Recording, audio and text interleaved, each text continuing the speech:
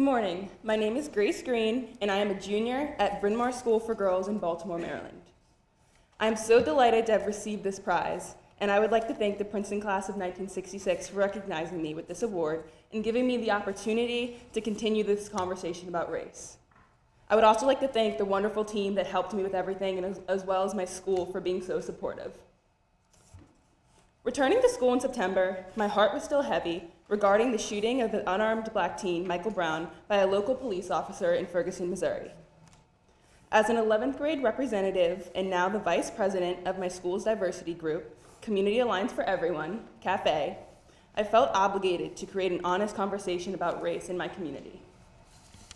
So in October, I led a forum that collaborated with CAFE and our Black Student Union to discuss the events going on in Ferguson. The forum, titled Raising Voices from Ferguson to Baltimore, allowed high school students from neighboring private schools to discuss whether or not the shooting of Michael Brown was an act of injustice and how this incident affects our community and our country.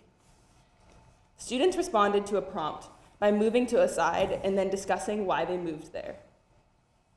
We provided fact sheets and a gallery walk that included pictures of protesters of both sides for students to truly formulate their own opinions on the matter.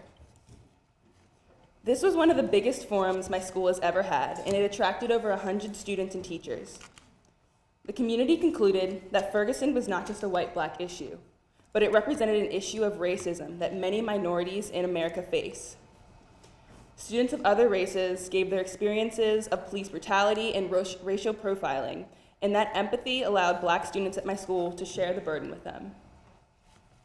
The next project I, along with 3 other girls, led was the Die-In in December.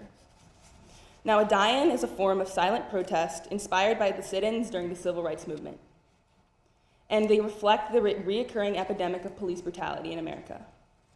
People metaphorically die, but physically lay down in remembrance of the young black men that have been killed unjustly. I stated in an announcement in front of my entire school that I feel frightened that these instances are becoming more prevalent in today's society and closer to my own community.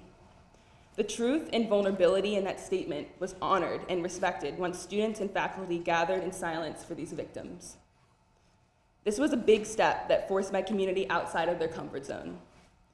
That is why we announced the Die-In spontaneously and held it in a common area, so that it essentially engaged everyone, even if they chose not to participate. This particular event was powerful because it boldly bonded a diverse group of people through silence and respect for the victims. With the recent events of police violence in Baltimore surfacing, my community now knows how to respond to the situation because of the events that I held at my school. My goal is to return to school as an ambassador so that I am able to build on these safe and important conversations on race with the insight that I've gained at this symposium. Thank you.